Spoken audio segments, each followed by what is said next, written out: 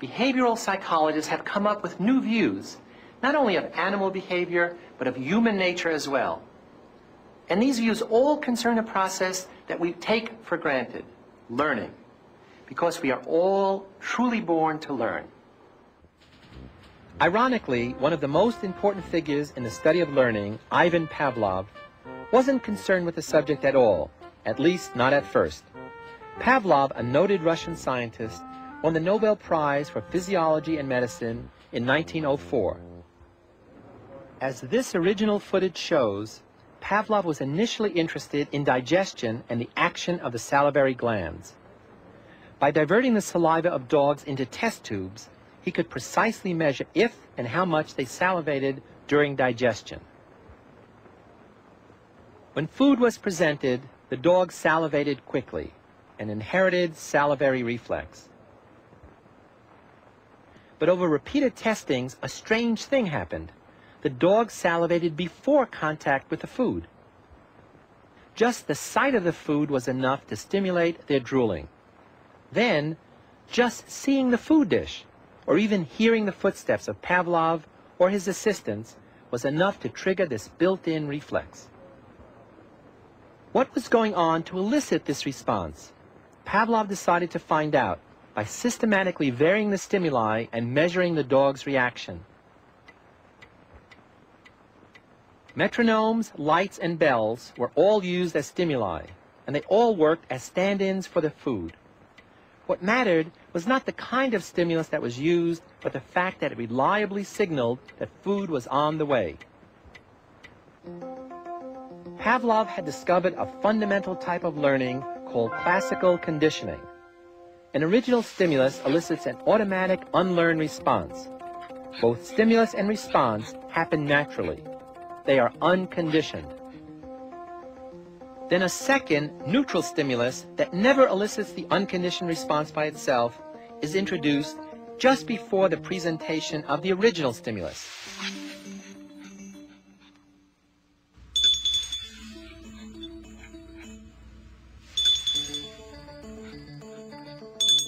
If the neutral or signaling stimulus is presented alone, and a response occurs as if the original stimulus were still there, we say that conditioning has taken place.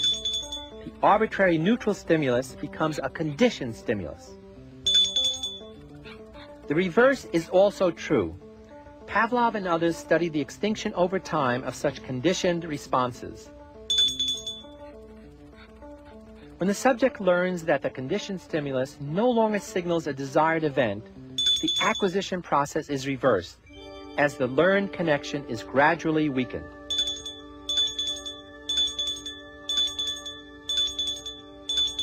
Pavlov's work, and the work of those who followed him, led to a remarkable conclusion, and that is, any stimulus an organism can perceive is capable of eliciting any reaction the organism is capable of making. This means that virtually any sound, sight, or smell can influence the way our muscles tense or relax, our moods fluctuate, or even the way our attitudes are formed. For instance, if I say, relax, and then do this, you're going to be startled and upset. After 5 or 6 pairings of relax, just saying the word relax is going to generate a negative response rather than its usual learned reaction. A child's happiness is priceless, especially on a birthday. A child's happiness is priceless, especially on a birthday. A child's happiness is priceless, especially on a birthday. A child's happiness is priceless, especially on a birthday. Well, a child's happiness is priceless, right? Especially on a birthday. A child's happiness is priceless, especially on a birthday. A child's happiness is priceless, especially on a birthday. A child's happiness is priceless, especially on their birthday. A child's happiness is priceless, especially on a birthday. A child's happiness is priceless, especially when it comes to their birthday. Absolutely. A child's happiness is priceless, especially on a birthday. A child's happiness is priceless, especially on a birthday. Well, a child's happiness is priceless, especially on a birthday. A child's smile is priceless, especially on a birthday. A child's happiness is priceless, especially on a birthday. You know, a child's happiness is priceless, especially on a birthday. A child's happiness is priceless, especially on a birthday. A child's happiness is priceless, especially on a birthday. A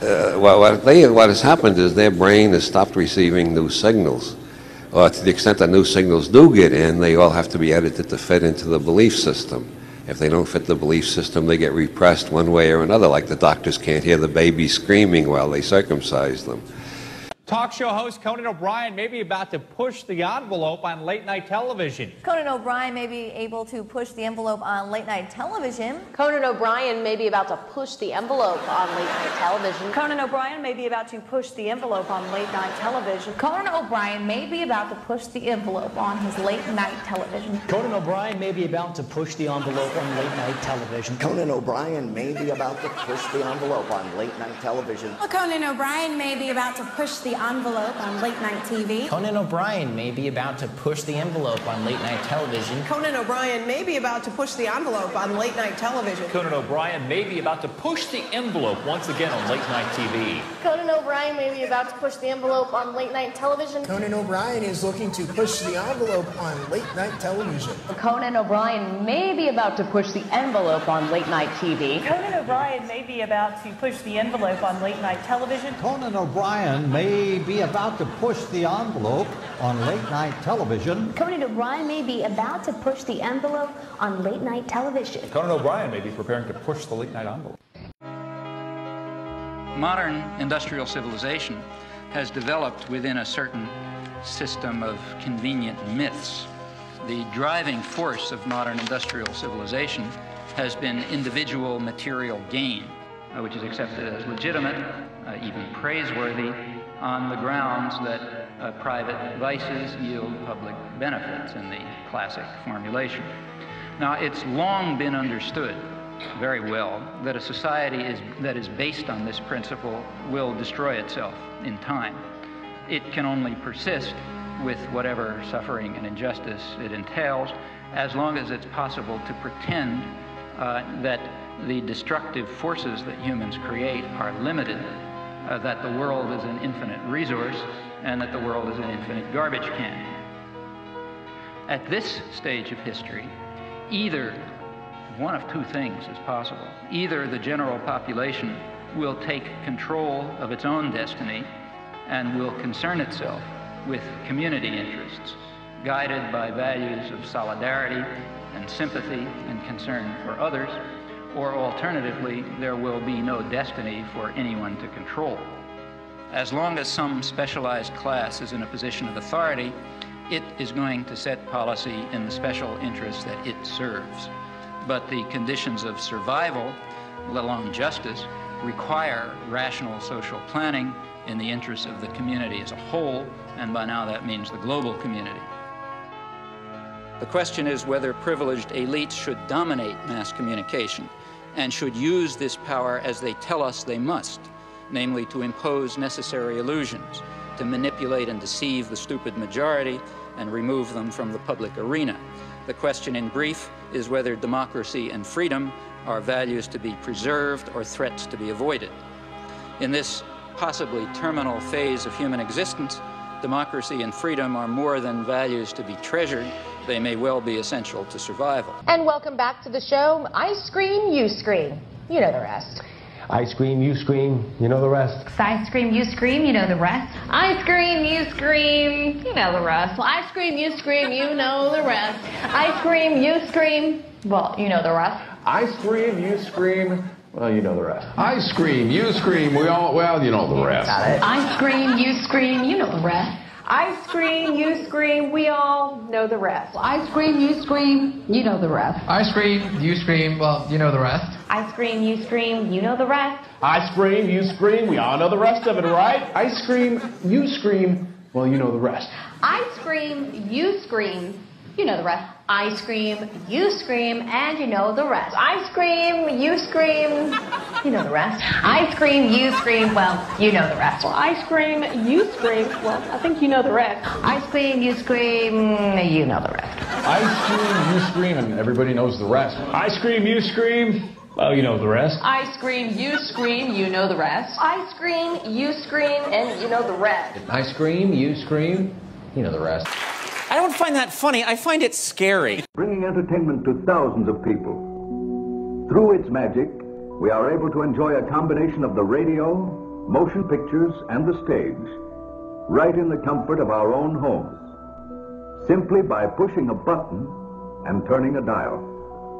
These cells with their electrical charges are scanned by a stream of electrons, completing 30 pictures a second. Compare that crude picture with these of today, and you can judge for yourself how far along the road to perfection television has traveled. Most people still today think that all entertainment to do with movies, drama, is therefore nothing more than their entertainment. It never ever was that case. Of course, television can't perform such miracles as this, yet. But perhaps there's no harm wishing that it could. The greatest social messages are promoted through movies and drama, high drama, through the fixation of emotive sequences, emotional sequences, not logical, factual sequences, but pushing points across in an emotional way which register and fix in the mind. So emotional content is very, very important, rather than going through an actual discussion or an argument using logic and facts. There's no debate. And when you're being downloaded through fiction, your guard is down, the censor part of your brain is not in action. It isn't saying, yes, I agree with this, I disagree with that, as you would in a debate or a lecture. You're actually in an alpha state, being completely downloaded with new ideas. When radio came along, of course, they used that to the maximum. Sports for the men, soaps basically for the women, and then in came television, as I say, with its alpha state, its hypnotic state. And sure enough, around the 1960s, really, 50s and 60s, it took off. It really, really took off. And men became glued on Saturday nights to the sports shows. A culture industry, which is called by its own the culture industry. The Soviet Union had a department called the culture industry. Their actors and directors were called the cultural leaders, because they would, like a computer, people are like computers, all you have to do is keep giving them new updates every so often, and you can change an entire country or a nation or a block of nations who are all getting the same upgrades at the same time along certain paths. Today we call it political correctness. Most people want to belong to their peer group. They want to be the same as everyone else when it comes to opinions. In fact, they judge their own personal sanity by bouncing ideas off their neighbors and friends who will answer back and agree on these same topics in kind. It doesn't matter if the topics or what you're given are facts or utter nonsense, as long as everyone agrees at the same time. You'll say, well, I'm sane, and your friends will all agree because they've had the same information given to them. But they've been programmed, and I'm sad because I know that it's hard for people like that to take an interest, a serious interest in world affairs, to take a serious interest in what their elected officials are doing. And they're not going to be really inclined to study or discover the deception that's being used against them. And so I'm sad because I see all of that in a flash in my mind as being an indication of how easy it is for the masses to be manipulated. You know, I saw this movie last year called Basic Instinct. Okay, now, Bill's quick capsule review, piece of shit. Okay, now, yeah, end of story, by the way. Don't get caught up in that fevered, hyped, phony fucking debate about that piece of shit movie. Is it too sexist? And what about the movies? Are they becoming too... You're just confused. You've forgotten how to judge correctly. Take a deep breath. Look at it again. Oh, it's a piece of shit. Exactly. That's all it is. Satan squatted, let out a loaf. They put a fucking title on it, put it in a marquee. Satan shit, piece of shit. Walk away. But is it too... What about the lesbian connotation? You're getting really baffled here. Piece of shit. Now walk away. That's all it is. It's nothing more. Free yourself, folks. If you see a piece of shit, say it and walk away. You're right. You're right. Not those fuckers who want to tell you how to think. You're fucking right.